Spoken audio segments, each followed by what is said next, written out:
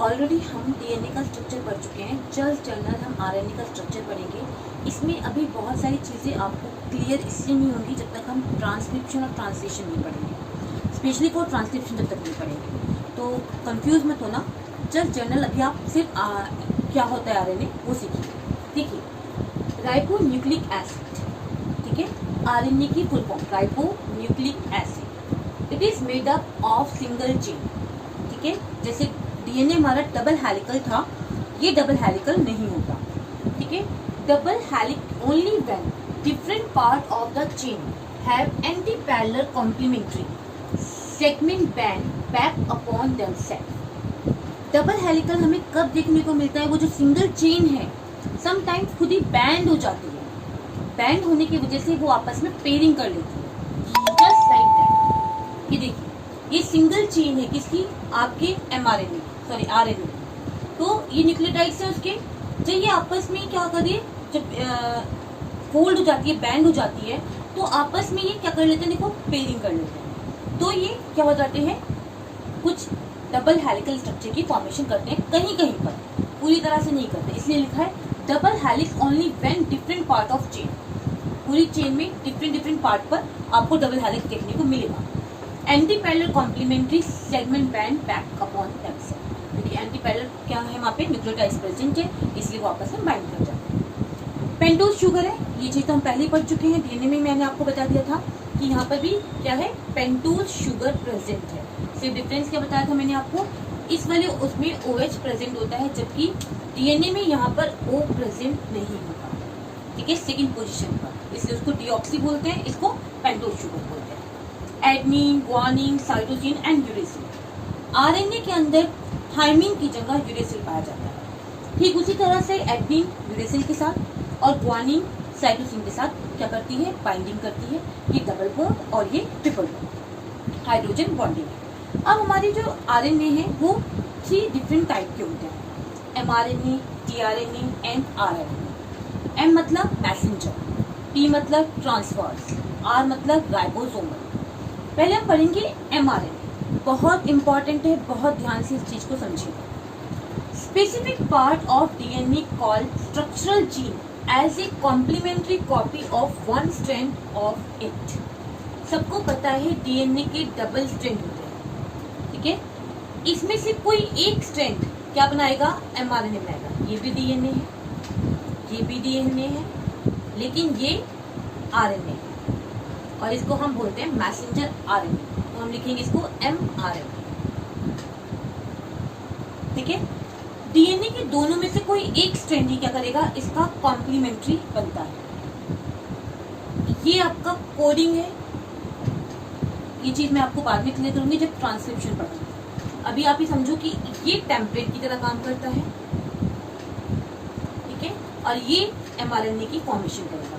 दूसरा, क्योंकि same mRNA जैसा है, इसलिए वो कभी भी क्या नहीं करेगा? ट्रांसक्रिप्शन की प्रोसेस नहीं करेगा।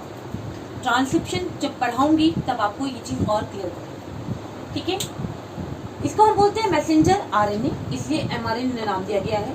मेनली ये प्रोटीन की फॉर्मेशन करती है साइटोप्लाज्म में, जबकि एमआरएनए की फॉर्मेशन कर रही है न्यूक्लियस के अंदर हो रही है। रेप्लिकेशन भी न्यूक्लियस के अंदर हो रहा है, लेकिन प्रोटीन की फॉर्मेशन कहाँ है? साइटोप्लाज्म में हो रही है। It carry the codon of single complete protein molecule, hence called monocistronic mRNA in eukaryotes. अगर मैं यूकैरियोट्स में बात करूँ, मैंने आपको ये बताया था एक टर्म होती है कोडोन। कोडोन का मतलब होता है वहां पे 3 न्यूक्लियोटाइड से मिलकर बनता है।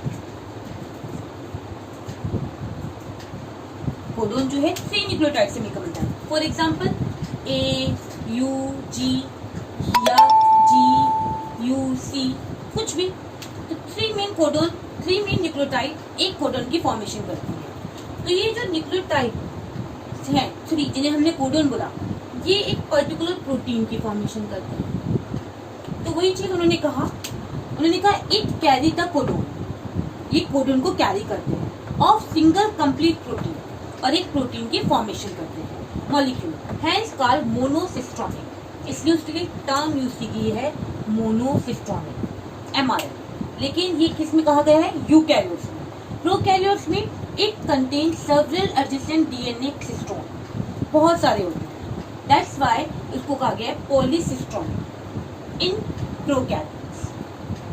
mRNA जो बना था हमारा कहाँ पर, ये जो हम दिखा रहे थे, ये वाला जो mRNA हमारा बना है न्यूक्लियस के अंदर, ठीक है, ये अभी आप कह सकते हो इनमैच्योर है, मैच्योर नहीं हुआ।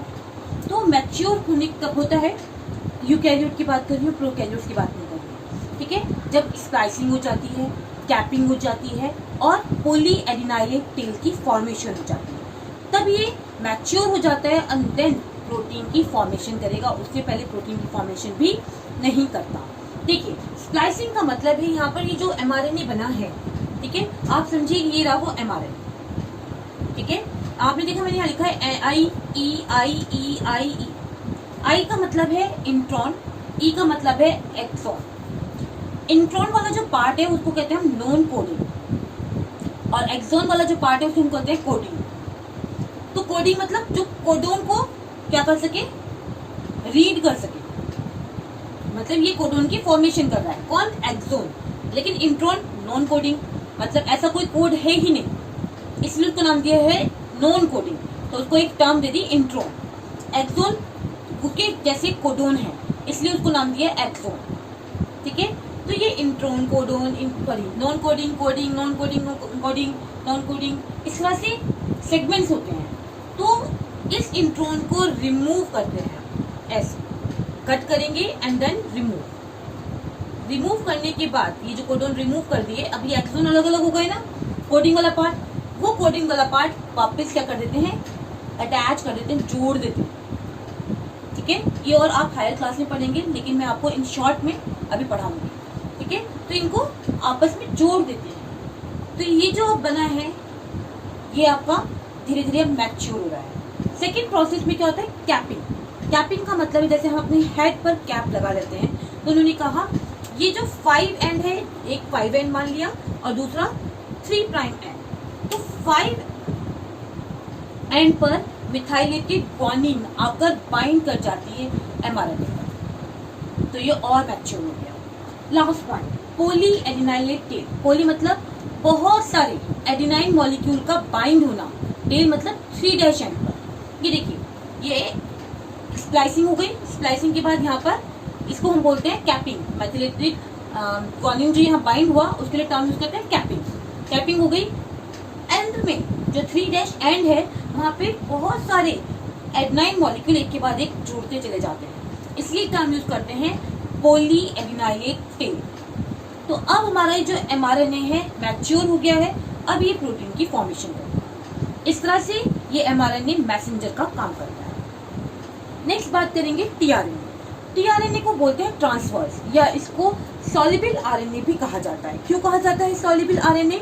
Because 1 NaCl, 1 molecular mole NaCl में ये क्या है, इजिली सॉल्युबिलिटी शो करता है, इसलिए इसको सॉल्युबल RNA या सुपरनेटेड RNA या एडेप्टर RNA भी कहा जाता है। सिंगल स्टैंडर्ड होता है और इसकी जो शेप है क्लोवर लीफ की तरह होती है, जस्ट लाइक दैट। थोड़ा बड़ा बना देती हूँ ताकि आपको इजी रहे।